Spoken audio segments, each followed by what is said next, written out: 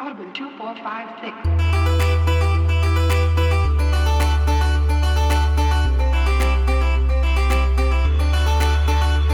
State of the Save is back with part 2 of our playthrough of MGS4. Michael! Yes! Michael! How long ago was part 1? Like, last month? we had all this momentum. We've been blowing up on the TikToks and the YouTubes. And then what did we do? We took extra time off. Because Yes. that's a State of the Save thing to do. No, you had some stuff going on. You moved. I did move. Like, I didn't know I was moving at the beginning when we recorded the last episode. And then my wife and I moved to a house. So congratulations. Yes. Life is important. Life is important. Life is stressful. I discovered I hate moving. It's never fun. The worst. I think I've moved every 2 years for like the bulk of my life, and then now I just, I never want to leave, and we'll see how that goes. But no, you did. It's important stuff. So we did have a slight break between part 1 and part 2. Yeah, my fault. Didn't anticipate that, but here Luckily, Metal Gear Solid takes so long. You could. It probably was helpful for all of you. I was able to. I played Act 3 before the move, and then when it came to Act 4, I was able to dig up a PS3, a computer monitor, a cup of coffee, play through that shit, and play through Act 4. I played all this in 3 sittings. 3 sittings, okay. I was Yeah, about to 3 say, I sittings. told you never play Metal Gear Solid 4 in 1 sitting. I was up to 1 Don't o'clock do in the it. morning last night finishing up part 2. But these are the things we do for podcasts. Real briefly, Michael. I love that I had a move and I finished the section before you somehow. That's just par for the course. if the listener hasn't figured out yet that you're the one who's got your shit together, I mean that's on the listener. Is that through our TikToks? Like, Yeah. I have the microphone in the back, in the foreground, me doing like analytical topics about like You brushed your hair. and you're in your car going, "Rare Battlefield." I'm actively driving as I record my TikTok. Inside baseball here. So the first one I was fine with because I was like, "Oh, he has a mount. It's okay." And then the second one you sent me was like extremely shaky, and I was like, "I can't post this. You're obviously holding this while driving. I'm not posting this." Here's the surprise, Michael. All of them on me holding it while driving. All my my TikToks are recorded while actively driving down the road. Please pull over for your rants. That is my note here. With more to come. More to come. More to come. Yep. Thank you so much for the support on the TikTok. That the prep show got 6,000 views. YouTube is upwards of the thousands of views. We gained a ton of new subscribers there. Thank you so much for the support. If you are from those platforms, there's a lot of people out there who are liking the stuff but not coming to view the podcast. But hey, Shame those people. if you're my thought is if you're engaging in the content, if you're happy with the stuff we're putting out, that's just one way of enjoyment. No. Those are the people who like the pictures on Twitter, but don't go subscribe to the OnlyFans. No, motherfucker. Listen to my podcast, goddammit. No, in reality, it is great that people are engaging with the content and this, that, and the other. Yeah. See how quickly I backpedal? We love a good back pedal. Politician Eric over here. I am Eric, by the way. That's Michael. Yes, I don't think we did that introduction. Did we do that? I think so. Okay, well, we'll keep it this. It's been a long time since we podcasted. We got to get back into the flow of things. We'll cut stuff. Isn't all uncut? Yeah. We're almost past the 5-minute mark, so that's when the fun starts. Oh, I've been cursing like you're saying. I don't know what you're talking about. This is a good start. Metal Gear Solid 4 Guns of the Patriots. I'm glad that we're doing this game at this time because just yesterday this game was announced for the Metal Gear Solid Collection Volume 2. Yes, collection? Volume 2. It'll be Metal Gear Solid 4, Metal Gear Solid Peace Walker, and Metal Gear Solid Ghost Babel. Which is a Game Boy Color game. Oh, it's a Game Boy Color game? Yeah. Ooh.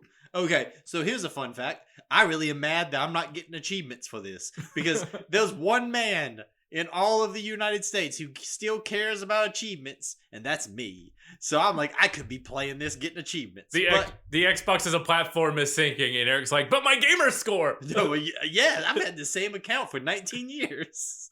But I'm very excited that this is out, or coming out. I'll probably get Peace Walker. The last collection, I already had the 360 collection that had 3 and 2 on it. Mm-hmm. But I bought Metal Gear Solid from the last collection because they sold them individually. And yeah, those are backwards compatible, so you really don't have a need to. Yeah, I didn't buy 2 or 3 because I had the disc. Yeah, but I did want 1, and so I bought that last year, I think, and played through Metal Gear Solid. So I'll probably this year grab Peace Walker because I have Peace Walker. It's on that Why disc. haven't I played Peace Walker? Okay, Peace Walker is always a game that I'm like, I should play Peace Walker, and then never do. I think because I'm in a big boss mood because I finished Delta right before this section. That's good to get a refresher on Delta. Yeah, it helped out a lot actually. So I finished Delta, so I'm kind of in a big boss mood. But I'm excited that this is actually going to be playable on modern systems. Obviously we're busting out PlayStation 3s over here to play this thing. So, everybody else can play it on the modern systems. I saw a great comment on the Metal Gear Solid subreddit. Finally, Metal Gear Solid 4 fans can play the game for the first time. Yeah, how many people love this game but just watched it on YouTube? For real. I mean, listen, we're going to talk about that. I bought a PS3 years after that PS3 came out for this game.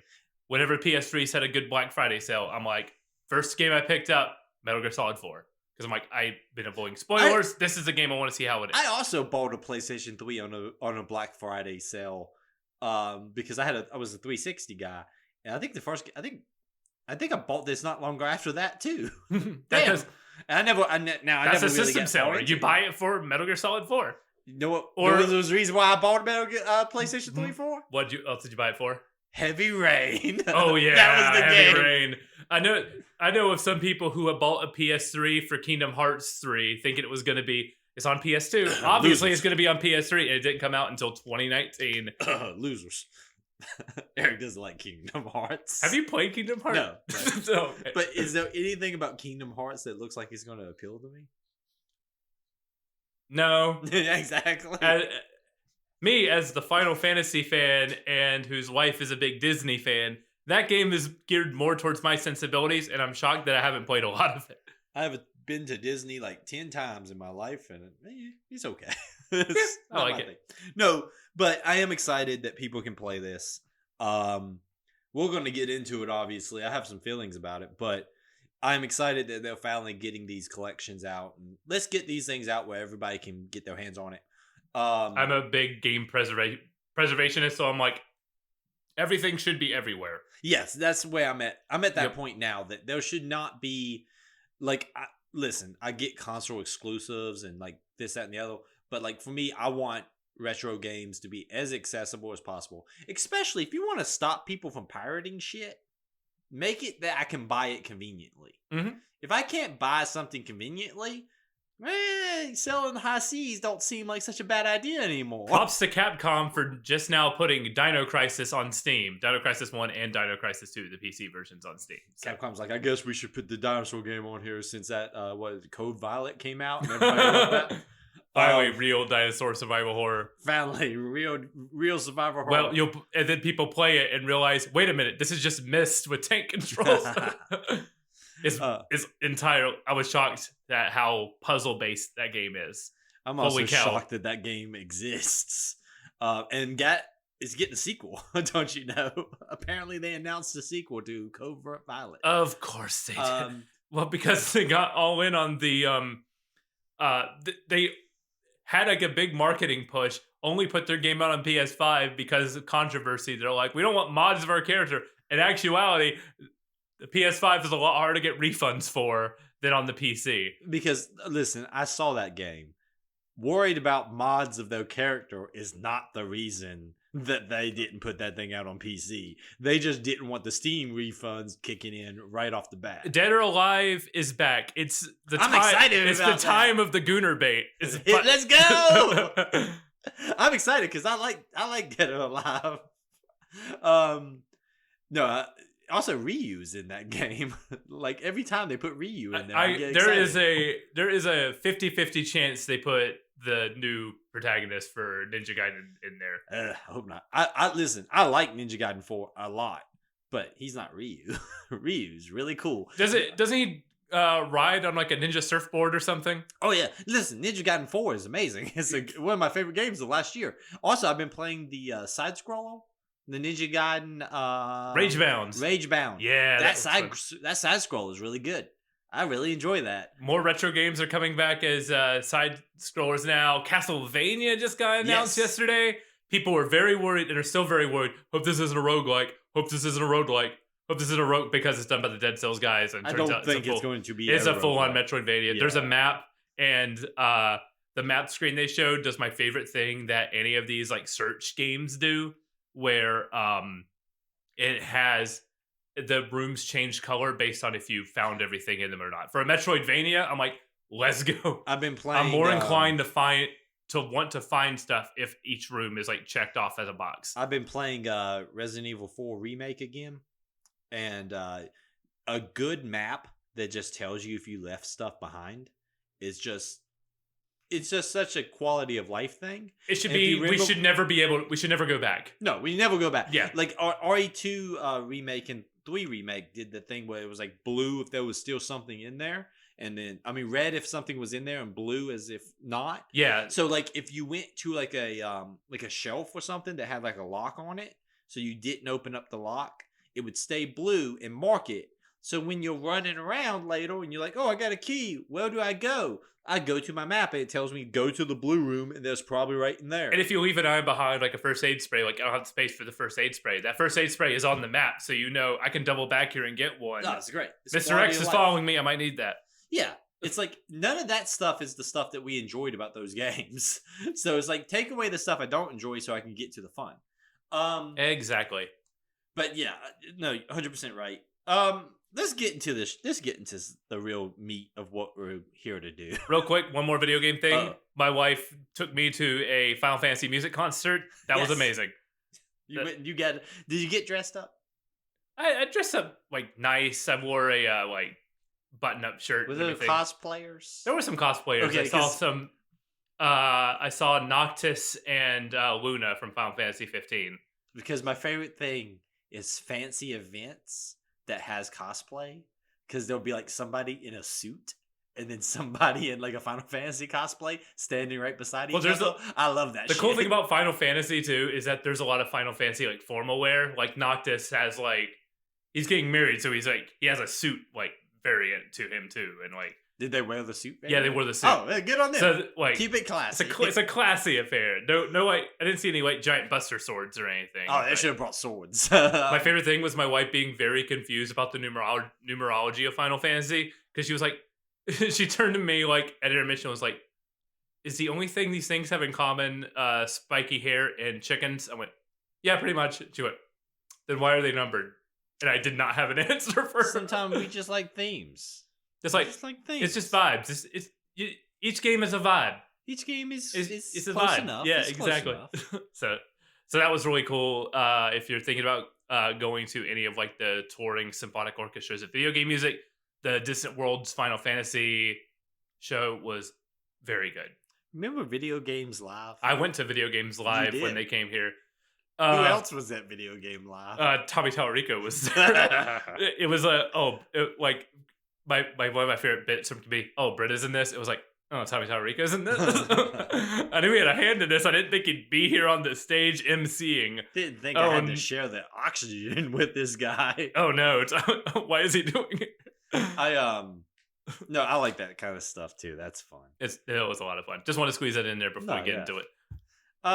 We got to talk about a lot of stuff. Yes. So we played last show chapters 1 or Act 1 and Act 2. When we left our heroes, Snake has just We just killed the first member of the Beauty and the Beast unit.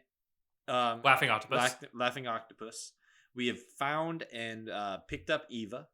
Not Eva. Naomi. Naomi. Sorry. Naomi. And basically what we're doing now is we're getting kind of a rundown. So we get another one of these intermission mission briefings is what they call them. Yeah. Big elaborate scene on the plane, basically.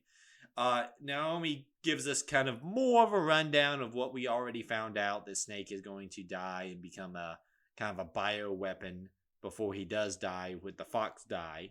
Naomi has a really good scene with Sunny here helping her make her eggs and everything, and like talking about Olga, Sunny's mother, and everything. So that was really good. Yeah, I mean, Jennifer Hale.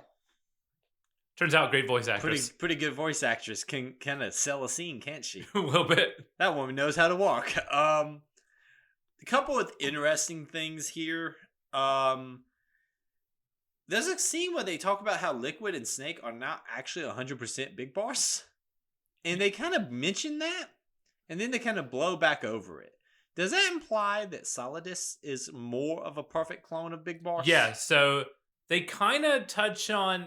They refer to them as clones, but even in Metal Gear Solid 1, Liquid says they were like the product of like just gene therapy, and that they were enhanced with Big Boss's genes. Like, as I said, Solid got the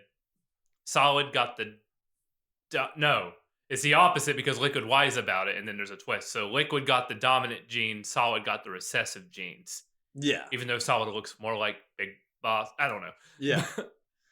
Yeah, I don't get how that works. I don't get how that works either. But so they were not perfect clones. Solidus was a straight up clone of Big Boss, not like he didn't have the like gene therapy, like taking a baby or taking an embryo and adding like Big Boss's genes to it. His was built from scratch. The actual like more perfect clone. Exactly. Which was kind of a big plot in 2, that he is like theoretically the true successor of Big Boss. And Big Boss's genetic code is the key to the entire Sons of the Patriots system. Yeah, the system is running off of Big Boss, who is technically like alive in this like semi-alive state. His cells are alive. He is not alive. Yeah, he completely brain dead is what they used to describe it. Which is a kind of a big thing because you have to remember that Snake is the one who killed him. The man killed him with the makeshift flamethrower in Metal Gear 2. Yeah, that man died in 16-bit. Boy, that shit would be so much cooler if we had like a remake to see it. But there's a ton of like that kind of information. We're getting more information on the Patriots. We also know that Big Boss's body is in possession of someone named Big Mama.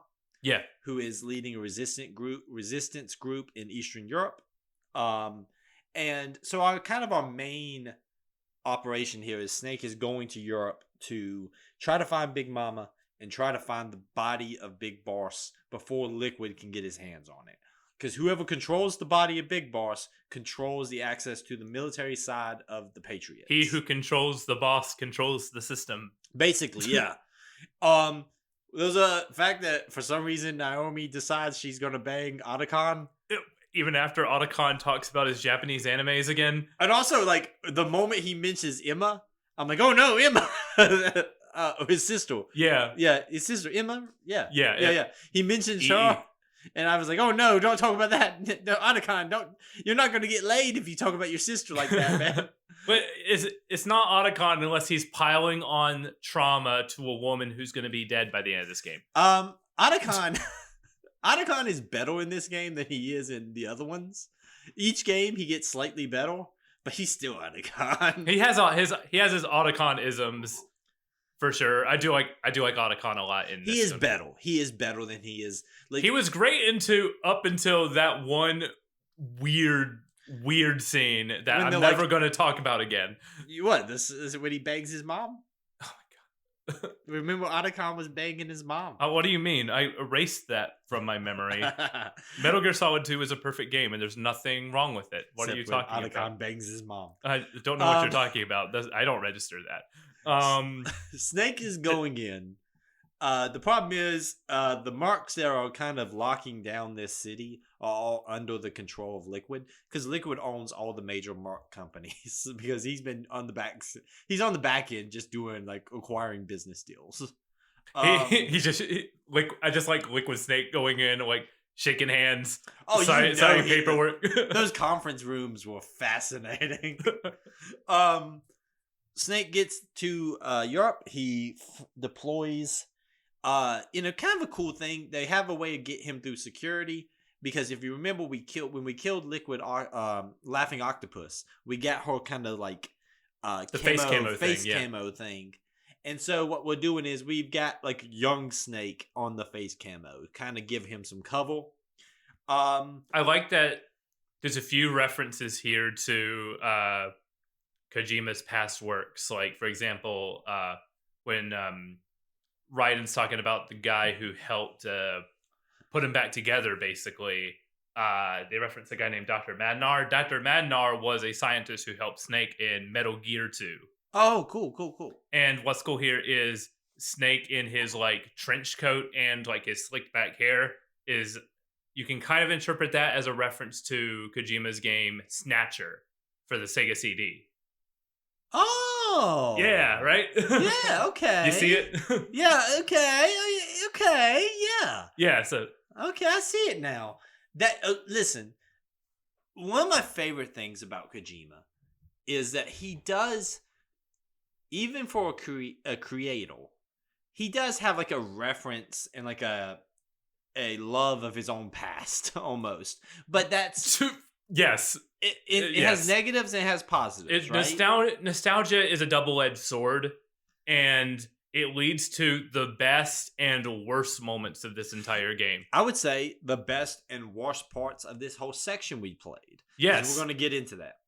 But no, I love little references like that. All that's great. Like I said, Metal Gear Solid is a special franchise. So it's something that has earned the right to be able to look back on itself. Like if you're, random video game franchise number 3 over here, like you looking back on your first game, like, look at us, we're making you replay this whole thing. That's not the same thing as something that's more special. Yeah. Metal Gear Solid is special. So when it references things from the past, it earns it. It earns it when it doesn't take away or enhances from the story. Snake looking like the guy from Snatcher is a cool little Easter egg. It doesn't take away from the story. Everything in 90% of Act 4 adds to the story and doesn't take away from it. We're going to talk about some stuff here that retroactively make things worse. Yeah. As we go on. I've got some issues with Act. Let's go ahead and talk about that. Yeah. Act 3 is a problem for me. Act 4 I love. So we played Act 3 and Act 4 for this section. Act 3 has some fundamental issues. Primarily is, okay, so I just played Delta. We're going to use that as a background. I really think Metal Gear Solid 3 is such a perfect, concise story. They kind of mess with some stuff there that I don't think works. And we'll talk about that. It retroactively makes stuff in 3 and 2 worse. By having time. Yeah. One thing also I forgot to mention is Raiden is on the plane. He's fucked up, and that was a bad fight. Yeah, he got beat up by Vamp, but he's down for the count, so he's not going to help us. Listen, he had a bad injury a few weeks ago. He's got a pay-per-view coming up.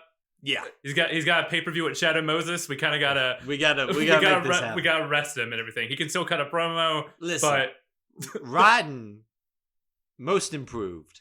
By the end of Metal Gear Solid 2, I like Raiden, but Metal Gear Solid 4 is like, hey, remember how you made fun of Raiden? Fuck you. So we're gonna make him the coolest guy Robot ever. ninjas, objectively cool. Ninjas are cool. Yes. I just talked about Ninjas Ryu cool, from Ninja robots Gaiden. cool, combine them somehow cooler. Snake Eyes from G.I. Joe. Yeah. Ninjas are cool. Even when those movies are bad, they have Snake Eyes and he's cool. One of my favorite comic books of all time, Silent Interlude, is just a completely wordless comic about Snake Eyes being cool. That sounds amazing. Oh, it's great. It's great.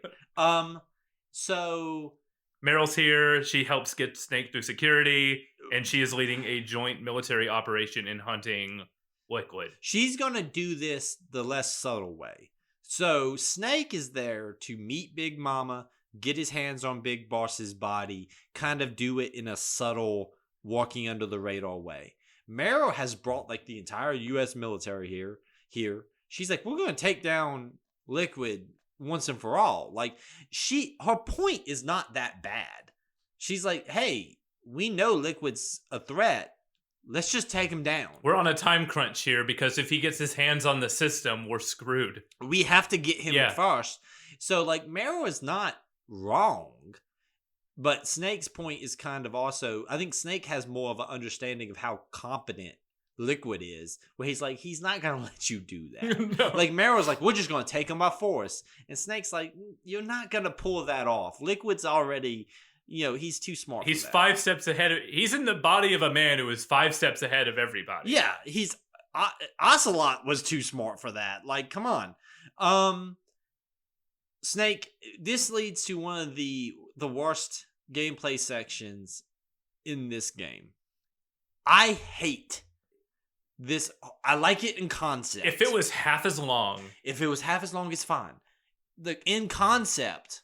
and those bits and pieces of it that I like.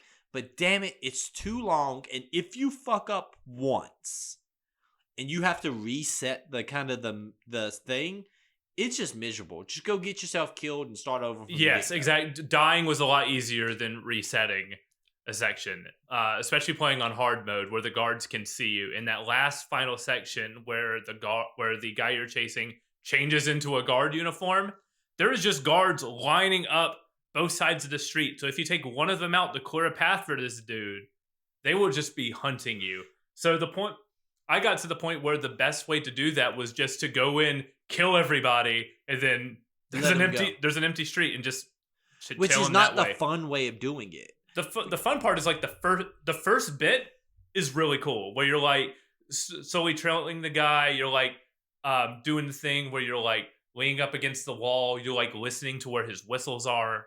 And everything. Yeah. So that stuff is really cool. You're like there's like a guy who's like also in a similar outfit that's like peeking from the window or something, or like waving the guy on. So there's stuff you need to like watch out for. But yeah, resetting is a pain because you have to use that device that you get that will listen on enemy communications. And you have to sit there and wait for it to give you an spot on your map, and if you de-equip it, you lose that spot on the map where he is. Also, there is all these great like little moments, right? You talked about how like there's a moment in which he's like cutting behind some guards and he kicks like a can, and they draws their attention. Did you see that part? I did not see that part. Okay, so like it's like 3 separate sections of him. 2 as he's like in his trench coat, and 1 when he switches to a guard uniform. The second section has a part where he kicks a can as he's walking behind some guys, and like they turn and like hold him up, so you can like take him out to get him out of there. Like there's stuff like that. I like when he switches to the guard uniform because it kind of threw me off at first, and then I was like, oh, the whistle. There you go. And I liked how he kind of blended in with the group and like tracking him among the different other mercenaries. In concept, it's cool. If it was shorter, it's cool, but it's too long. It takes too much time of just waiting for things to happen. Yes. Because, like, good stealth mechanics are when I can make things happen to progress. Bad stealth mechanics are when I'm standing around watching things just walk back and forth until I can go.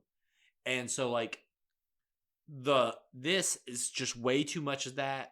Like I said, if you do blow it, trying to reset it is practically impossible.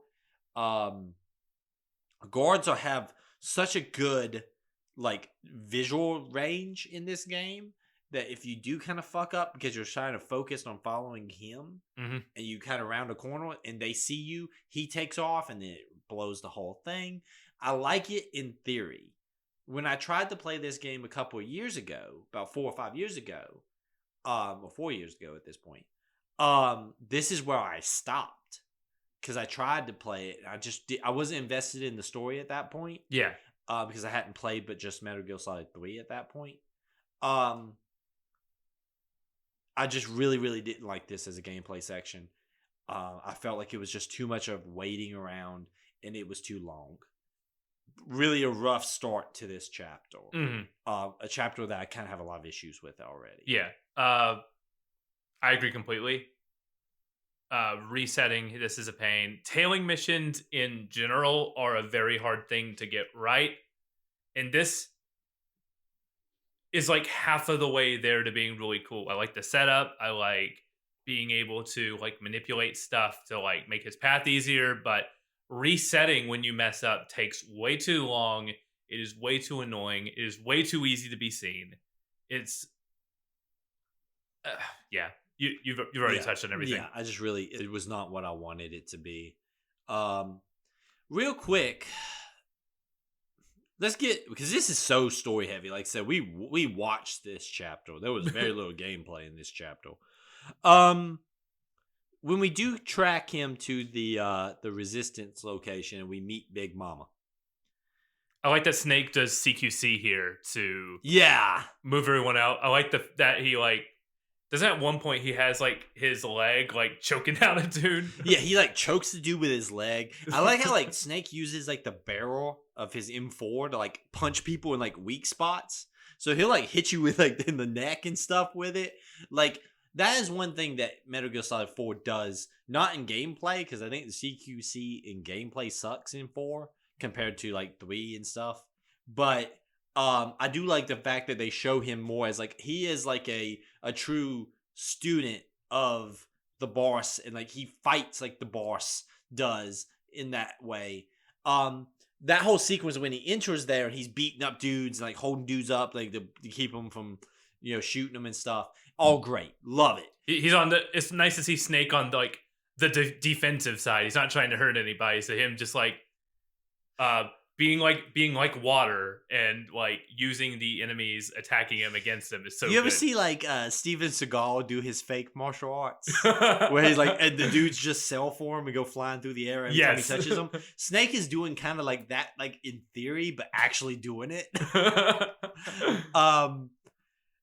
But when we meet Big Mama, dun dun dun, it's Eva.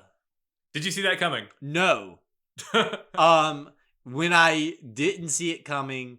So at this point, we have learned that the real, like, the people running the Patriots are Big Boss's original, like, support team. Yeah, this is this entire Eva's. We learned that, like, Eva actually gives us the information of who the Patriots were, like, who founded the Patriots. And it's Zero. It's Major Zero from Metal Gear Solid 3. And it's, he brought in Paramedic. He brought in Eva. No, he didn't bring in Eva. Big Boss brought in Eva. Big Boss brought in Eva. Because she was doing a mission in Hanoi, and then Big Boss went and saved her and was like, hey, I got this club. Basically. that secretly runs the entire world. Do you want in on this? So having just played through Delta, I was like, oh man, this is great. Like, I'm real fresh on this. I kind of have issues with the fact that Big Mama is Eva. I do and I don't, because like the ending of 3, I love the ending of 3 when Eva leaves the tape recorder. It's such a good visual where Big Boss listening to the tape recorder and she wants to pull the gun on Big Boss, and then she can't go through with killing him. And then it cuts to him like in the morning where he's smoking his cigar, listening to the recording as she's outside, and she starts the motorcycle up and takes off down the road. It's such a beautiful, like, and they never saw each other again moment. And then it's like, well, we did meet back up, and within a few years, he found her and then brought her into like this secret club and everything. I was like, no. I think it would be much. Okay, let's get into this. I dislike it. I don't like it either.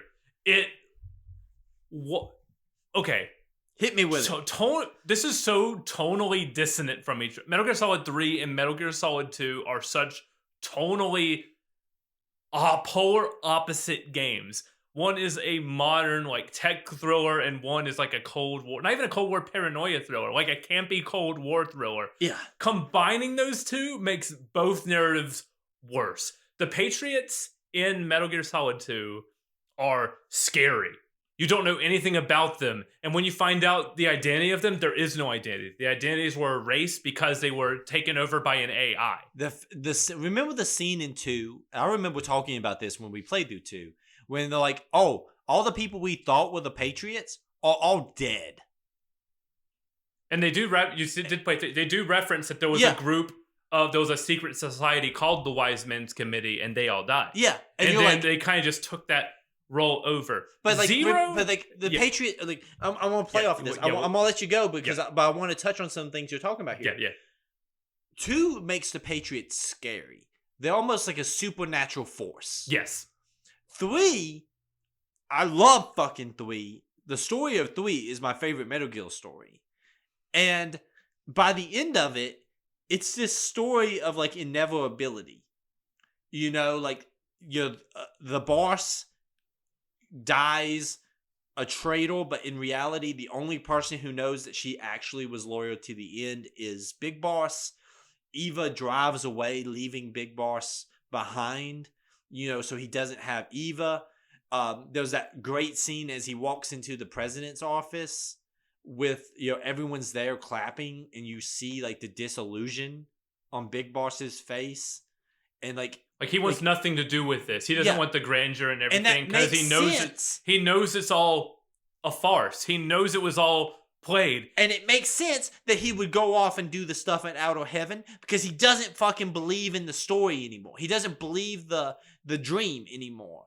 And now he's like, soldiers are being manipulated by the system. I need to make sure that soldiers always have a place in this world and are always protected. Then why the hell would he ever do something that would be a part of the why does he become a part of, I know this is probably Peace Walker stuff too. I never played Peace Walker. But Zero to be the ultimate big bad in all of Metal Gear as the founder of the Patriots, I get it that it's like the goofy guy who pretends to be your friend is actually like a super secret threat. It should have been Campbell. What if it was Campbell? It would have been better. That would have felt like a betrayal. Like, of course the AI was accurate to me because I built the thing. Campbell is... I made this so I made the AI so Shadow Moses could never happen again. We're theory crafting at this point. But like I'm saying, it makes more sense than Zero. Because I just played 3. Zero is very much the classic man on the radio. But Zero's not the most important character in 3. It's Big Boss, it's the boss, it's Ocelot, and it's Eva. Zero is so far down the list of most important characters. And to make him the fucking big bad... He's just sucks. He's not even the most egregious. The most egregious is, of course, Paramedic. Being the one to discover and perfect human cloning. And Paramedic in 3 is not like some scientific... Like, no offense to Paramedic, but Paramedic is just a medic. She teaches you how to sew your arm back up when you get shot. She's the most nonchalant person. What's his name? The guy who you never talked to in 3. Signet. Yeah. Signet is a part of the Patriots. Well, that kind of makes sense because Signet becomes... I'm yelling like crazy because this is bullshit. Signet is the one who makes sense to me because he is the DARPA chief from Metal Gear Solid 1. True. Which is true. Yeah. Those ties were already in there, and those ties kind of make sense. I like the idea that they helped build, like, if they were like off of the shoot and like the Patriots recruited them, like the shadowy organization. But for them to become the Patriots I do not like it. It makes 2 less scary, and it makes 3. It makes 3 look so more. It makes the least convoluted Metal Gear Solid the most convoluted Metal Gear Solid. Because that's one of the things I love about 3. 3 is kind of a grounded story for Metal Gear Solid terms, right? It is about a man who goes in on a mission to try to save a scientist during the Cold War, and then finds out that America's greatest hero has defected to the Soviet Union, your mentor, and then the story to find out that she was never the one who defected in the first place, and that she died, with a traitor's death but the warden will never know that she actually was there to try to save She gets an unmarked grave, and the Big Boss only salutes. man who's there standing there, like that image of Big Boss saluting at the grave with the beard and the eye patch after everything he went through and putting down her gun on the grave. I did it's see fucking poetry, man. I did see that they added him crying at the end of Delta, which it's beautiful. So much better. No, it's a beautiful moment. The ending of that in Delta, when he stands there and the music swell is all remastered and it's coming up and he does the salute with the tears, it's poetry. And he's like shaking too. Like it's a yes. It's you could interpret that as like a shake of like sadness for losing his mentor and that he was one character, or a shake of madness at the entire system that he believed in, that he rose up in, just failing him. I love Metal Gear Solid. It's like, but 3, after playing through Delta, it kind of reinforced that my favorite story is 3. And this irritated me because I was like, it shouldn't be Eva. Like, at first I was like, yeah, it's Eva, cool. But, and like, I do like the idea, but then I like pieces. I like the idea that she's like, she is in Death's Big Boss's protector. Because it's like, she loved him. And like in Death, she's kind of like the guardian of the body of Big Boss. But like, I like that she carried David and Liquid. Yes. I like that she's their mother. Because it kind of makes sense. If anybody would have been the mother of Big Boss's children, it would be Eva. It makes sense. It takes from something and doesn't detract from it. Much like the rest of their ties to 3. Basically, the thing I hate is, and I stand by this, I think this just sucks, is the Patriots should have never been 0 or the cast of 3, the support cast of 3. Should they have been involved? Absolutely. Sure. You could have made There's a lot of webs and everything. But if you wanted a major character to be the big bad, should have been Campbell. Because Campbell is a major factor in 1 and 2. And Campbell is a major factor here in 4. Well, kind of. He's not even that big of a factor in this. It shouldn't have been 0. It makes Big Boss and his philosophy less sound. I really dislike this. And then I was in this mixed feeling. There will be some cleanup as we go into. We still got some more game to go. It doesn't change the fact that I do not like all the ties and stuff. We still got more game to go. We still got more exposition in the final act of the game, of course. Yes. There's still more stuff to go. And 0 also becomes a piece of Zero's. You don't see him in Metal Gear Solid 5, but he's in the tapes. You hear his voice. Have you heard the last tape with 0? No, I have not. In Metal Gear Solid 5. There's a bit where he talks about his plans going awry. Where he talks about he just wanted to be a part of something bigger, and like his grand ambitions kind of got the better of him. He goes and visits Big Boss when he's in the coma and just talks to him about he's like, I didn't think Cypher would get this big. I just wanted to play the hero like the boss did. I wanted to do something and make a legacy, and it kind of just slipped from my fingers. Which and is all got fine. It kind of just lost my control. But that feels like trying to make something better that was broken. It's like trying to put a vase back together after you dropped it on the floor. I just really do agree with you. I dislike that it does make the Patriots less scary. And I dislike that it does make what I think is a really great story in Metal Gear Solid 3. And I feel like it makes it more convoluted than it ever needed to be. It makes the stories of both games worse. My note here, 0 just casually made AI. Yeah, which, I thought that was going to be the major plot. Because in 2, the AI system, I was like, there is no Patriots. The AI is the Patriot. I thought I had all these theories. 2 made the Patriots scary. This is not scary to me because I know 0. I have a lot of experience with that goof that talked about making a gun that was like a snake. He's the fucking head of the Patriots. And also, like I said, I don't view Big Boss's logic going along with this. And I don't like the fact that Big Boss and Eva just meet back up a couple of years later. There is like a poetry to like if Eric was doing this, Eva never sees Big Boss again. She is now the caretaker of Big Boss's body, but she never got to see him again when he was alive. But she was given the clones. Yes. Would have been. Yeah. Like so that's her connection to Big Boss. But Big Boss and her never see each other again. Because that scene at the end, when he is sitting there listening to the tape, and she rides the motorcycle off into the, as she gets away, it's fucking poetry. And to just be like, but a few years later, we ran back into each other.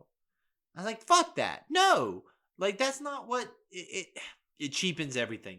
I do want to talk about what is here. Can we get to the stuff we like? Because let's do that. I don't like being a downer. No, because I love this game. I love this franchise. Yeah. But damn it. Because 90% of this franchise is paying off moments so good that this just completely frustrates. I've never seen it fumble the ball so hard. It fumbles bad, though. Yeah, it's okay. But I will say this. Big Boss's body is in the back of a vehicle. We got to get the hell out of here before Liquid gets it. It leads to like a homage to the Metal Gear Solid 3 sequence with Eva on the motorcycle. Eva's driving you through the streets again as you're gunning down. All this stuff is great when she's getting on the motorcycle. My favorite thing is she sees Big Boss in Snake. Because Snake has a lot of the same... obviously he looks like him. But he has the mannerisms of Big Boss, I guess. You kind of see it. The whole sequence where you're riding through the motorcycle and you're taking down drones and geckos and that scene's all real cool. It's a fun roller coaster ride. Eva gets injured at the end of it in the same way she gets injured back in Metal Gear Solid 3 at the end. She falls into like a tree branch in 3. Here she runs into it's like a bent part of a gate. Exact same injury. We're trying to get the body out. There's all these decoy vehicles getting destroyed. This leads to a boss fight with what's the second boss? Oh my god. Raging Raven. Raging Raven. This boss fight, not bad. It's fine. I like fighting up the tower. I have an M60 that solves all the problems in this boss fight. It's an okay boss fight. Once again, we need to talk about this is the weakest. I feel like I'm such a downer, man. Right, yeah. Because there's a bunch of good stuff coming that I would... Yes. Let's get through the downer stuff, though, because we do have to call it... We have to call it out, but yeah. I dislike the Beauty and the Beast unit a lot. As a whole, yes. I liked some of the boss fights. Like, the fights themselves are fine, but the designs of the unit is not that great. I think the designs are boring compared to how much I enjoy the other like antagonist groups. Yeah. Also, I don't like the fact that these are women. Each one of these women have gone through like horrible things, and yet every boss fight ends with them falling out of their vehicle, like their mech thing that they're a part of, laying around on the floor all sexy, crying a bunch, then standing up, walking slowly towards us as we pump M4 shots into their face, and then they die. And then we get a new weapon or equipment off of them. And then Drebin calls us just to be the worst storyteller ever. And be like, hey, I see you got that new equipment. But you want to hear about Raging Raven? She had this horrible thing happen to her. Let me tell you about it. A lot of villages and rival villages. They're... At a certain point, they all bleed together. They are the least recognizable of the units, and like they do like references to other members of like Foxhound and stuff like that. And hey, guess what? All those other characters were 3 times better than these guys. You know why? Because they were the ones to tell their backstory before the fight. Also, you care about them before. Like, think about the end. If the end just showed up, you had a fight with him, and then Eva was like, he's the father of Martin sniping. You're like, well, it doesn't matter now because he's dead. But the fact that like they build up like the end for so long makes that like a memorable fight. Here, when we do a like sniper fight with Crying Wolf, I don't know anything about Crying Wolf. I didn't even know she was a sniper. I know she cries. But like she has a rail gun on the back of her wolf thing. Same spot when you fight Sniper Wolf in 1. Yeah. You've been dealing with that woman the entire time. You have a grudge she against shots Meryl, but she shoots shot Meryl. She got away. She captured you, and now this is your chance for like a revenge fight in the middle of the snow. In 2, Vamp. Vamp is from the get-go fucking people up, and so when you finally fight Vamp, it's a big deal. When you fight even like a lesser villain, Fat Man. You've been dealing with Fat Man's bombs for like 2 hours, so when you finally fight him and get to see him, like, he's a threat that they built up for so long. These B&B units, I don't care anything about them. I don't give a damn. And they're all kind of boring. And that the design-wise. The fights are good because Kojima knows how to do a boss fight. But, yeah, I just really dislike that unit. This one has a press L1 to look at her butt. Right? Oh, yeah. Yeah. And, like, which is so weird because they're like, this woman was, like, violently treated for months by, like, people, like, her friends getting eaten by ravens and shit. And they're like, oh, I guess that happened.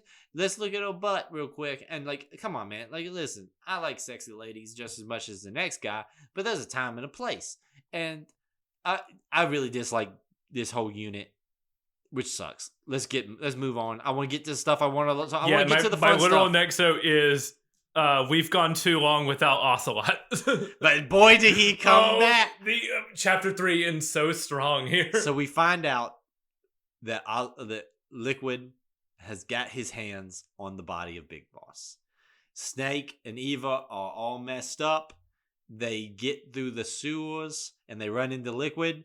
Liquid's like, ha ha ha.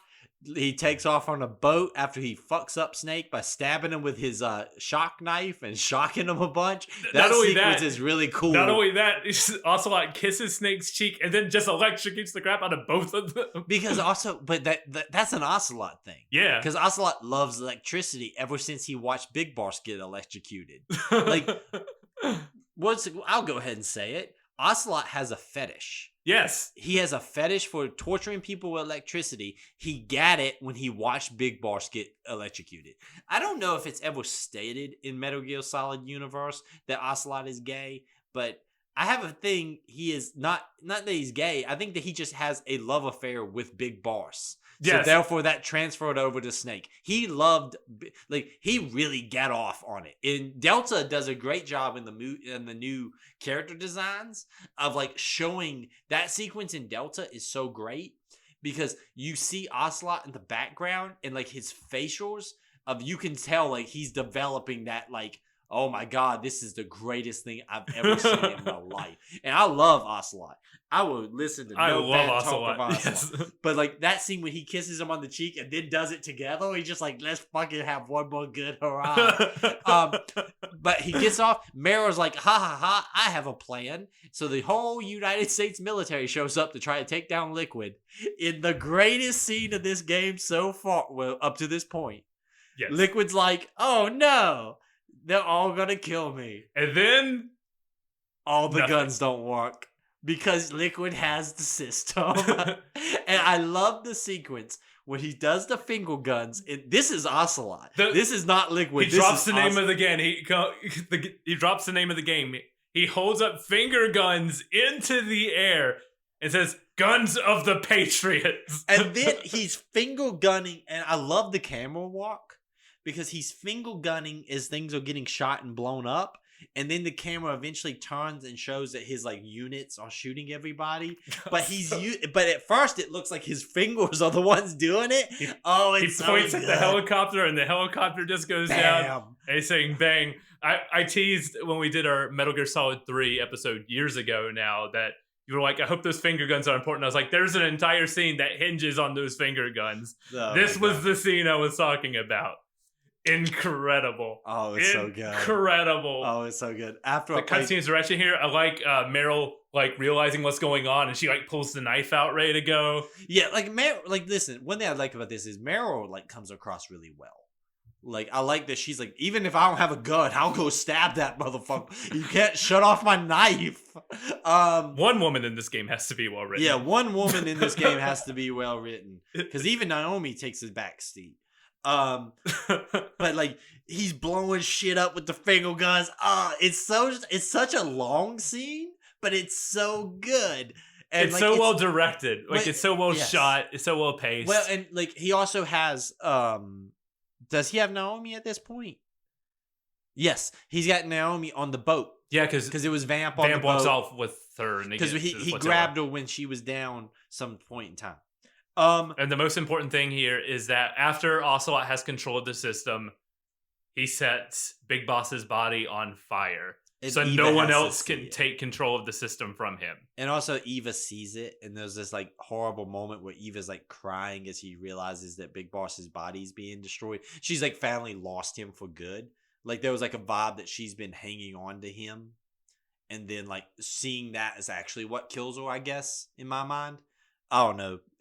She dies from her wounds, but that's kind of the way I view it. And I love how like Snake's been stabbed multiple times, and like he gets his arm broken here by Ocelot when he tries to fight him. Because Ocelot just beats Liquid or Ocelot. Liquid Ocelot just beats the fuck out of him. So brutal. Because so Snake's good. suffering with being an old man. Ocelot and Liquid Ocelot doesn't really seem to be having that hard of a time. Ocelot knows no age. He's like, yeah, it's like I'm like in my 80s, but I don't give a shit. I love that whole sequence. He gets away, and I love the helplessness of Snake, like watching it happen, and like everybody's just like, oh god, he's got control of it. We get Eva dies. Meryl and her team's like wiped out. We find out that Johnny is the only one not affected by it for some reason. We don't know why. There is a scene where Johnny gives her like CPR on Meryl, and like apparently Johnny's sexy because he takes off the mask. He's like, oh no, he's hot. Oh no, he's hot. He's still a fucking loser who shits himself all the time. But we see all that. Snake gets picked up by Drebin, who gets him because Drebin's always there to bail him out. Who gets him to Otacon. I like Drebin as a part of... He's like ingrained into the system. He is number like 800 in this like money laundering or gun laundering system. And he believes in the cause because of Snake. Yeah. Like Snake is able to pull him out of the system because of Snake's will to fight for something that he believes in. Drebin is very much like... Drebin's there because of Snake. He doesn't really care about the cause in any other way. He cares about Snake. Yes. And I love that. That's great. That's my last note here, Soda Monkey don't care. Soda Monkey great. I love the Soda Monkey. This gets us to our next briefing. Because that was the end of Act 3. There's a lot here in this briefing. This briefing is huge. I mean, things are bad. Things are bad. So Liquid, the GW system that was destroyed in Metal Gear Solid 2, Liquid was able to recover it, and fix it. And if you know, GW was the system that was designed to control the entire like media landscape, right? That was GW, yeah. If I'm right. So now Liquid has control of GW. The big bad from Metal Gear Solid 2, now Liquid just has it in his system. And specifically, he has control of the military side of it. So he's shut off everybody. Like, nobody can do anything to fight him. Because although the nanomachine equipment that every like army's using he's got control of everything. But he doesn't have control of one of the systems. So he has a solution for that. So apparently, the Patriots were smart enough to not put the nukes on the same system, because systems can be hacked and thus controlled by somebody. So he doesn't have access to like nukes, but he does have one thing that he knows about that is not linked to any systems because it's so old it wouldn't have been linked to a system, and that is Rex from Metal Gear Solid. This is when this game won me back. Yes. This chapter right here is fucking amazing. Act 4 is... I love it. One of the best moments in the Metal Gear Solid canon. Yes. Act 4 is incredible. So we learn a bunch of things. One, so if he's going to go after Rex, that means there's only one place that he can go get that from, and that's Shadow Moses. Two, Rex is still off the system because he's too old, and the government just kind of shut up Shadow Moses and never really did anything. The Patriots basically buried Shadow Moses because that was like a monument to their failure. Yeah, so they just didn't even go back and do anything to it. It's just like it was the day you left. It's they don't have to do anything with it because eventually they described that the island is sinking into the ocean anyway. Yeah. Eventually that'll just be all underwater. That won't be a problem anymore, so we can turn our back to it and don't have to worry about that. This is a global ceasefire that we could cause, and the war economy is crashing. Which was a great scene. There's like a ticker tape going underneath the at the briefing, and you see all the stocks are going down because no one's selling or buying or doing any war. All of this is to say there's only one option we have. We have to go back to Shadow Moses. Now, we do get some assistance because Mei Ling, who is on a ship off of Hawaii that is an old ship that wasn't on the system as well, has decided she's going to be moving that way too to help us. So we get to see Mei Ling. That's cool. I'm getting all the whole everyone's coming back. Raiden's awake. Raiden's waking up. He's still not great, but can I just say there. I really like Solid Snake in a turtleneck. Oh, Snake looks cool as shit. Even though he's old and decaying, he's like cool. He has my favorite line in this game where Raiden is like talking about how much of a failure he is, and he was like, "Even rained the day I was born." And then Snake says, "You were the lightning in that rain." It's great. Oh, it's fucking great.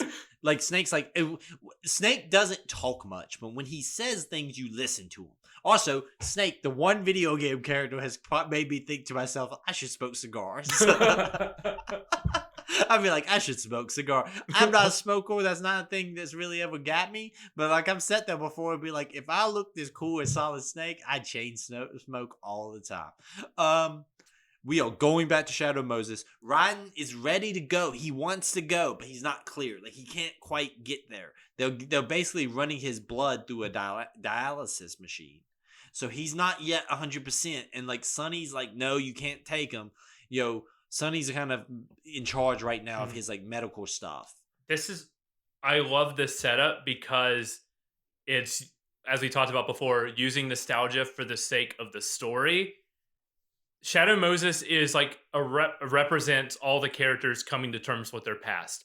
Otacon needs to deal with Rex because that was his mistake. He helped build that. And Snake has to deal with Liquid and Fox Die at Shadow Moses. Yes. It's poetic. It's great poetic storytelling and using... Even Naomi. Yes. Like Naomi returns to Shadow Moses. She wasn't there, but she was involved in it. Her brother was there and like she might as well have been. Yeah. You're dealing with the Gray Fox stuff. Liquid is going back to Shadow Moses where he like failed to kickstart his plan into motion. He's finally succeeded in his plan that he was trying to do in Shadow Moses. And Shadow Moses is going to be the key again to finishing what he needs to. I love this sequence. It's so good. And then as we do that, the game goes to black. You hear your PS3 basically booting up an emulator. Like, beep, beep. And you're like, what's that? It fades in. And we're in the helipad of Metal Gear Solid 1. Fucking love this sequence. Did you do it right off the bat? Did you remember how to do it? Yeah. Oh, yeah. It's me. Say the same. I love this sequence. Because I had believed that I knew about this ahead of time, that there was like a sequence in which you play like a flashback, but I kind of got it mixed up with all this stuff when you hit X and it like shows you old footage. So when I saw it, I was like, oh shit. Did you know about Shadow Moses being in this game? I assumed. Okay. But I didn't think it was going to be done this well. Like, I love this chapter. This chapter was one of my favorite chapters in a video game. I agree. And it comes right after Act 3. Such a shitty... I was kind of down on things. And then this chapter hits. And it's so... Like, you do the intro to Shadow Moses. It's pitch perfect. And then you wake up on the helicopter. The Snake's like, oh shit. It was basically a dream. And he even makes a reference that he has this dream a lot. Did you see for one frame that it was the polygon face of Snake before he like wakes up? And you get that you get the polygon Snake as a face camo. Which is cool. this whole sequence as you enter when you come up on the helipad the second time, I guess, in full on, MGS4. You don't get it right away. You sneak up to it. You gotta sneak past all some geckos and stuff, but it's like a snowstorm going on, so it's not that hard. You crest that hill, and all of a sudden you hear the flute from The Best Is Yet to Come from the credits of that game. I love it. And as you crest it, the lyrics come in, and you see the entire helipad, and I just get chills. I want to say something. God. They did a great job because they mentioned at that point, they're like, hey, the base seems to be mostly unmanned. There's some geckos outside, but it's mostly unmanned. I like how much of the base is just empty because that lets you go through it is more of a nostalgia thing. Mm-hmm. So if I was having to dodge guards and stuff, not as much of a history piece as when I'm walking into rooms and being like, oh, I remember this, or I remember being here. And so like the whole sequence as you come in, did you try to go down through you didn't go through the hangar, did you? I went through the air duct. Yeah, same. I was like, why would I go through the hangar? There's all those little bots there. I'm just going through the air duct, whatever. Chaff grenades can make good use of the chaff grenades are very rare in this game. You can't even buy them from Jabba and Shop. Yeah. Chaff grenades are very good to like get around all of like guys. the little hand guys. Yeah, things. I I like that everything looks so intact from where you last been here before. It's just dusty. Yeah. And like a lot of like when you get to the entrance of the doors, like you can tell like the snow has been blowing in over time.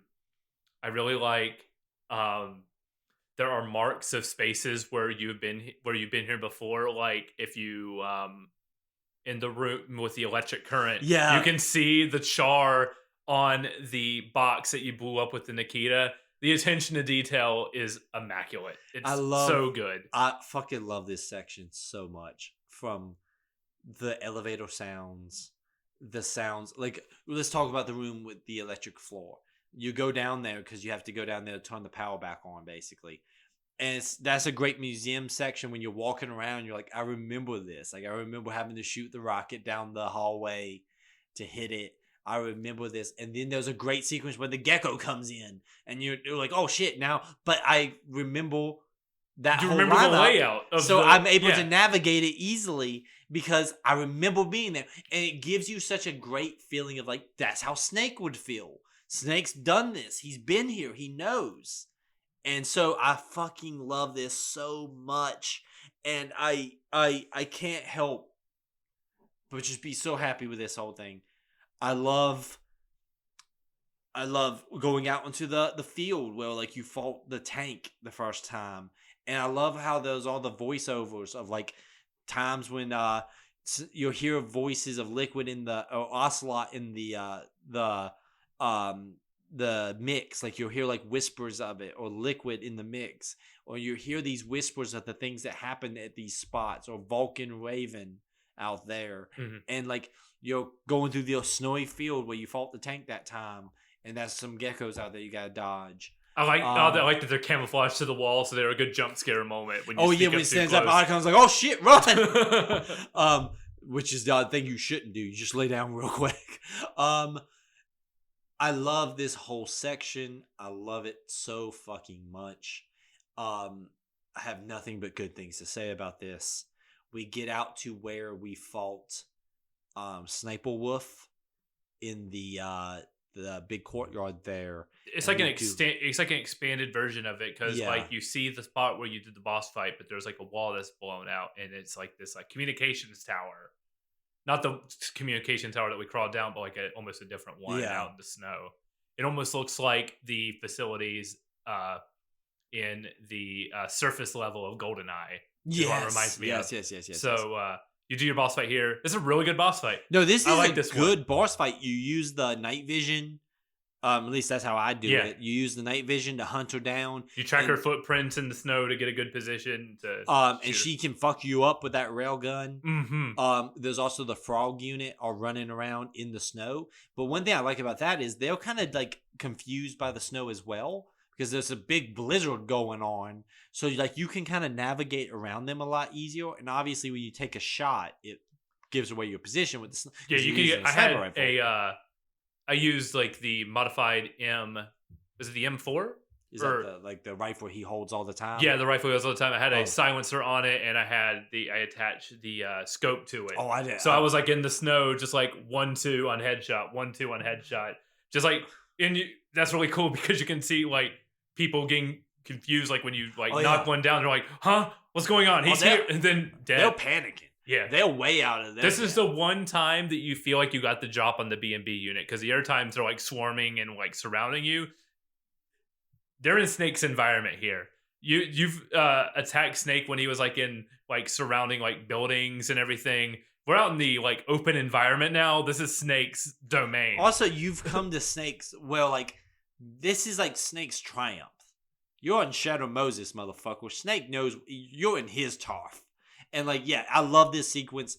The Crying Wolf boss fight is pretty good. Like sometimes he'll come like charging out at you, and there's like this moment of like it goes from a sniper fight to like, oh fuck, and you jump out of the way. You can use I use like the grenade launcher attachment on one of the guns to like knock her back, and then I think I threw like a stun grenade or something to get out of the way so she couldn't like find me again. Yeah, to like sneak back in the snow and like reassess and everything. This boss fight's great. And obviously it's in the same spot that we fought Sniper Wolf. Yeah. I love this boss fight. I still have issues with this unit. All the issues I speak about I kind of just stopped paying. I stopped paying attention to the backstories here. You know what I do? I never have my phone out when I play this game, except when they're talking about the fucking Beauty and the Beast unit. Because it's like, okay, bad things happen to this person, but you're not going to actually do anything with it. I don't care. I like the backstory here.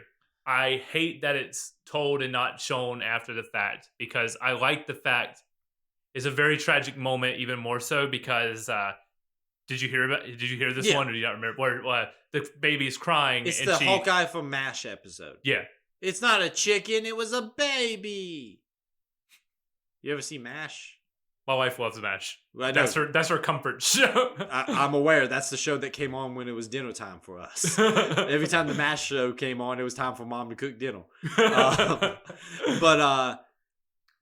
might be why it's a source of comfort. Yeah, it actually is probably. The last season of MASH gets real dark, and there's a scene in there where the comedic character Hawkeye is having like PTSD about the lady killing a chicken. And then you find out that it was a baby she killed to keep quiet. That's this basically, where it's like, she killed a baby. Gotcha. But that's what the reference is for. Gotcha. No, listen, I'm not saying these are not traumatic and like well told. They're so badly executed. It's so badly executed. Yeah. Also, why does each one of them come towards me sexy like? It's not challenging. It's just weird to have to shoot them again. Yeah. Like, I don't get the reasoning for that. I don't understand either. Am I dumb? Am I media illiterate? Just missing something? I don't know. I think it's just because we don't really care about them as characters. It's not dramatic because I don't give a shit about them. And also, I was you hear like the sounds of the conflict they were a part of, involved in, and everything, but that doesn't mean anything to us, the player. Maybe they think that's deeper than I think it is. I just don't think it's actually that deep. I don't know. I think it's like I don't know. I don't think it's well done. We get a disc 2 gag here. Yeah, I love that gag. That's so great. Hey, Snake, we gotta switch disc. Oh, wait. I like the Snake's like, Otacon! I wonder what they're going to do here. Hey, we're on a solid state drive, Snake. We don't have to do it. We're downloaded straight to the console. We don't have to change discs. What I love. He's like, what a word. It's a good gag. What would they think of next? It's such a good gag. Cute. I love it. It's cute. I don't get mad when they do that stuff. I'm like, oh. They do it just enough to where it's not like. We get to some cool shit next. So we'll walk our way down through the facility. There's some good stealth sections down here. But I like the stuff they add to Shadow Moses, like the conveyor belt, going sneaking through like the gecko stuff. That was a hard section to like sneak through. Yeah, but it's so satisfying when you do it, though. You also have a section where you have to hold off against a gecko for a little while. I think we blew over that. Yeah. I just ran around one side of the box and let him run around the other side of the box and called it a day. We get down here to where Rex is. I love this sequence because we go down up the elevator, and the elevator goes up to the where we fought Rex back in Metal Gear Mhm. Solid, and it's such a great moment. The gun's gone. The rail gun is gone. They've already got the rail gun. We got a miniature version of the railgun from the wolf fight. Yeah, but we did get a railgun from the wolf fight. That was all like weapon that we got. Real quick, one thing I like is that the rations are in the same place that the rations Yes. were in the original Metal Gear Solid Yes. 1. Did you go in the furnace? Did you go to try to find the body armor? Yeah. I also did. It wasn't there, though. It's not there. Every time I do that, I'm like, well, I could use some body armor. I'm playing on hard every time. It gets me every time because I'm like, there has to be body armor. I was so down excited here. when I was on the heliport and I went to the right where there was like the 3 boxes there it was boxes, but like crates or whatever they are. It's when you go up towards the heliport, you can go to the right to sneak around. Yeah. And the ration is there, and it's like, oh, that was like, oh shit, we're doing this 1 for 1, baby. No, Vamp is there with Naomi all hanging on him. Yeah. And I was like, what the fuck? When did they become an item? But all that's aside,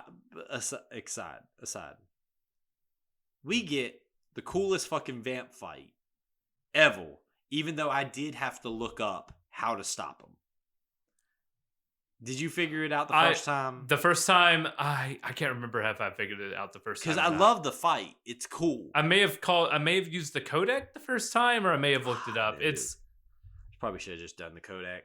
I remember. I knew there was a trick. So Vamp comes down, you fight Vamp. He's not actually that hard to take down, but every time you kill him, he just comes right back up. And like I was like, I think I killed him like 4 or 5 times. I'm like, fuck, like how do you do this? And I'm like going through my inventory, and for some reason the syringe just never dawned on me. If you hover over it, it says you can use it on enemies by pressing this button. I just didn't. Yeah. It just didn't connect. It's a hard thing to connect. I'm not mad about it because once I looked it up and I was like, the only thing I did is like, what the fuck are you supposed to do to take down Vamp? And like, because I just kept fighting him, and then it's like the syringe, and I was like, oh, instantly it clicked. That scene, awesome. It's a cool fight. When he comes up, you grab him, you stab him in the neck. He's like, you're mortal like us now, motherfucker. It's so good because it suppresses his nanomachines. That's not the cool part, though. It's time for the main event. Fucking this WrestleMania right here. Vamp's like, okay, well, you still gotta take me down. And there's all these suicide geckos coming in here that are gonna blow us all up. And then, bam, Raiden does his great intro when he cuts like 4 of them into pieces. And Raiden, and I love how like instantly Snake's like, he's your villain from your game, so you go get him. Yeah, you kind of need to finish this. And you get a split screen of you with the railgun holding off the suicide geckos as Raiden and Vamp have a knife fight on top of Rex. Oh god, the same spot that you and Liquid had your fight on at Metal Gear Solid. It's so good. And they're just cutting each other up and fucking each other up as you're using the railgun to blow up. I hate it because I wish I could have seen that fight more. I need to just watch it on YouTube. Yeah, I've done that. I did that. Because I was so focused on like doing my part to try to hold off the geckos. Especially on hard mode where you're waiting for that to charge up. Because you can one-shot those geckos. Did you line it up where you could take out 2 in a row without? Yeah, it's so good. But No notes here. This game is fantastic. Good. This I did peak video games. There's no bad stuff in this game, actually. All of it's good. This all is so of it's good. good. And Raiden finally does it. After all this time, from fighting him in 2. I love that when he does it, the screen fully wipes to the full screen. Yes. It's so good. And it's kind of sudden. It runs like, bam, bam. For a game with inconsistent performance on the PS3, this part runs surprisingly well. You can tell that the PS3 is holding on for dear life and starts sounding like it's about to take off. That fan's just a going, boys. But I love this sequence. So good. Peak perfection. It's beautiful. It's how you finish up a fight. You're not the one to kill Vamp, but you shouldn't be. Vamp is Raiden's nemesis. We fought him multiple times in Metal Gear Solid 2. That's how you build up a villain, by the way. You make him a threat throughout the entire game. And in that case, he was a threat that we never got to kill because he's fucking Vamp. I love this sequence. Naomi comes out. She's like, oh, I'm like Vamp too. And I was like, why is she so connected to fucking Vamp? This part is dumb. I don't like this part. I was like, why are you so like? Why are you all of a sudden in love with Vamp? Like, did I miss something? Like, did I miss something? No. She was suppressing her cancer with nanomachines. So she had cancer that was suppressed with nanomachines. The implications of that are insane. That you can just suppress cancer in this universe. I feel like they could probably fix Snake with nanomachines, but right. Well, that's just a weird thing to throw out there. She acts like it's a big deal. She acts like it's like a shameful thing. And I'm like, no, cool. You found a way to beat cancer. Use your nanomachines. And she's like, I'm like Vamp too. We're both really dead on the inside. And I'm like, you're not dead. You're using technology to keep yourself alive. And it doesn't really seem to be affecting you. So what's the problem? And then she's like, I'm not going to do it anymore. I'm going to die here. And I'm like, this is stupid. Why do they keep dropping the ball with all these side characters? Every time I'm like, fuck yeah. Look at what you did with this riding Vamp fight. This is how you finish off a character. Why is Naomi dumb? So this is where we talked about nostalgia being like a double-edged sword. All of this was great, but sometimes you get cut. There's a really good, I recommend everybody watch it whenever we're done with this game, a really good critical analysis by Super Bunny Hop. He's an excellent Metal Gear YouTuber.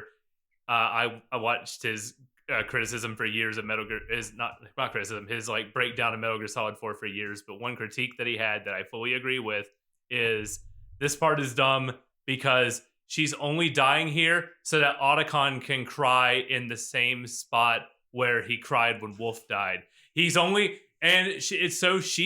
in the same spot where Frank Jaeger died. Yeah. And he says she dies this woman's death is purely for fan service reasons, and it's shallow. And the worst I'm taking from his criticisms, but he's 100% he's right. Exactly right. Like, this is also stupid. We've already had this great moment with Otacon when we go back to his office where we did the fight with Gray Fox. That scene is all you need from Otacon. When he's looking at the locker he was hiding in, and it's like this, like, look how far we've come, and we have to put the sins of the past away. We didn't need Otacon crying. Otacon apparently needs a woman dying in his arms in every single game. Otacon falls in love with every woman he meets in like 5 minutes. Like, fucking, he didn't know Naomi that long. One of whom was his sister. Anyway. Yeah, he fucking falls in love with women all the time. So it's like, Otacon, you'll be fine. You'll meet another woman at the Starbucks and you'll fall in love with her. And she'll die in your arms. She'll die in your arms outside the Burger King. Like, I mean, like, come on. I just like, and also it was on the screen. He's on a screen, so it's not really that dramatic. I didn't like it. No, the little Mart too is like they're like flapping its wing and everything. I didn't like any of this. You know what I do like? Piloting Rex. Oh my god! We get to drive Rex and blow up a shit ton of geckos. We make the escape sequence that we do from the original Metal Gear Solid, but instead of being in a fucking Rex. Instead of being on a Jeep, we are on the Metal Gear. It's so good. Then we exit the tunnel to the docks, and we get the best boss fight in this entire game. One of the best boss fights in this entire series. Metal Gear Rex versus Metal Gear Ray. It's so good. And it's also a callback because it's Ray from 2. And like Liquid's like, I got Metal Gear Ray. We got Metal Gear Rex. It's good because it makes good on a build up from Metal Gear Solid 2 where we find out Metal Gear's Ray was made to fight other Metal Gears. But we never actually seen that. We get it here. And we get to kill it as a Metal Gear. Oh, it's so good. We get to kick it. And we get to counter it when it comes in for melee. You get to jump on its head and then use your laser to like slice at it. We get to shoot it in the face with the chain gun. I love this. I love swapping weapons and everything, like just keeping Liquid back. Yes. As he's like charging you. I like that you have like 100 missiles and you can lock all of them and just go crazy firing all of them. It's so good. I love this whole fight. This is great. We beat Liquid. We kicked the shit out of Ray. We have our blown up fucking Metal Gears in the background. Snake Raiden, by the way, got to try to save us and get us out. Got crumbled under a bunch of rubble. So Raiden's not in the Metal Gear with us at this point. Liquid falls out of the Metal Gear and like all of a sudden starts crawling to you, and all of a sudden Fox die! And we're like, he dies again. We got you again, motherfucker. And he's like, surprise, I'm just fucking with you. That's the hand moves. He goes, think again. That's just Ocelot. That's just Ocelot fucking with you. So Ocelot, best villain. I love this scene too because like Snake's got like a broken leg.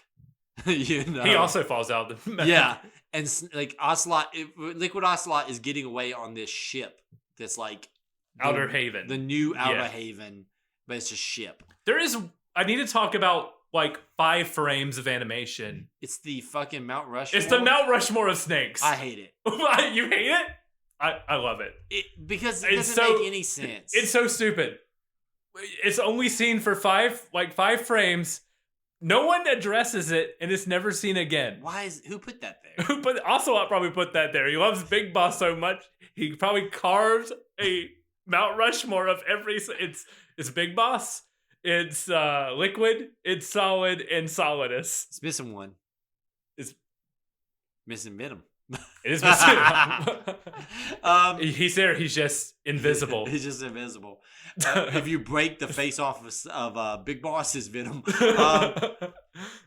No, he's getting away. I love like the desperation of Snake, like using the rifle as like a crutch to try to shoot him, and like standing there. He's got like a broken arm and a broken leg, and he's one arm shooting at Ocelot while he is on the chain, like on the anchor, rising up to like. You're just like, motherfucker! You keep getting away.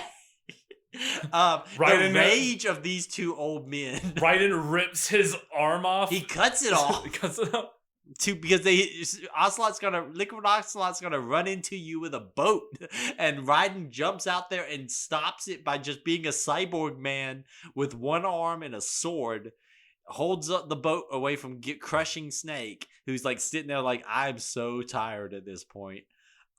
Mei Ling shows up on her ship and starts shooting at it, and Ocelot's like, I guess we gotta get out of here, and heads on out. I love this game. When it's good, it's so good. Raiden is obviously like not dead here, but we get a moment where like it seems like he is, and it does do you remember the day we met? It would have been really cool if he died. Right here? Yeah. Like if he would have died right there with that cut of, do you remember the day we met? And he's like, yeah, I remember. It was the day. Yeah. And him actually like remembering the day they met and the date they went on. That would have been a great sequence. But we know he's not dead, but because it cuts to his sword. Yeah. And his sword sparks with lightning. And you're like, let's go. But it is a cool sequence. And if he died here, we never would have gotten Rising Revengeance. So I'm thankful he didn't die here. Which Rising Revenge is pretty cool. It's pretty cool. We'll play that sometime. I really am happy that they have like really redeemed Raiden. Like Raiden in this game is so fucking cool. I love it so much. And that's where we stop. We're gonna finish the game up next time. It's Chapter 5 or Act 5, and then a fucking long ass movie. So yeah, so let me break it down how this end section works. Act 5 and this epilogue are pretty short. There is a ton of information, and it involves talking about the entire series as a whole. After you finish the final fight of this game, you are going to watch the Guinness World Record for the longest video game cutscene. From the ending fight to the last credit scrolling across the screen is 71 minutes. Jesus fucking Christ. It is a movie. Grab some popcorn. Enjoy the series finale of Metal Gear Solid. Until Metal Gear Solid 5. Until Metal Gear Solid 5. Well, even so, this is like This is the end of This is the culmination of everything. Yeah. Even though, like, you have a nice little epilogue with Rising Revengeance and everything. Well, Raiden's story's not over. This is the end of Snake. This is the end of Snake's story. I really, really, really enjoy so much of this part that we just played. I fucking hate what they do to the Patriots. And I really don't like what they do with Naomi. But other than that, there's so much here that's great. And it's a tale of two games. Honestly, it's the best Metal Gear and the worst Metal Gear all rolled into one confusing mess of a game. But I've always said it before. I love Metal Gear Solid 4, despite the fact that it's probably not a good video game. I like Metal Gear Solid 5 now, but I always said Metal Gear Solid 5 was the Empress set. It's a great video game, but I don't really like it as a Metal Gear game. I think I'm going to. I need to go back and play 5. I've turned on 5. I played it for the first time last year, and now I love 5. I think I'm gonna go back and play 5 because I enjoyed it from a gameplay, but now that I know like the Metal Gear universe, I want to go back and play it knowing it's Venom and this, that, and the other. And knowing the Man on Fire is Volgren. Why I didn't like 5 was because of the ties to the Metal Gear universe, and that's why I fell off, and it took me so long to complete it. And then I was like, no, wait, I'm just going to play this as a really cool stealth game. Oh, turns out it's turns out it's one of the best one of those. You also go and play Ground Zeroes, because Ground Zeroes is one of the greatest Metal Gear pieces of Metal Gear Solid gameplay ever. I love Ground Zeroes. Ground Zeroes is so good. It's only like an hour long, but it's awesome. I gave that to former co-host on this show, Nick, just on the blue. I said, just play it. It just feels good. He's like, oh, this does feel good. I was like, I told you, it just feels good. It feels like it's the best stealth gameplay ever. And it's only 2 hours as opposed to 50. Yeah. Michael, I'm excited. We're going to finish this thing up. We won't take as long this time, we promise. Yeah, we'll get this done. Everybody check out the TikToks, check out the YouTubes. Continuing to support there means a lot to us.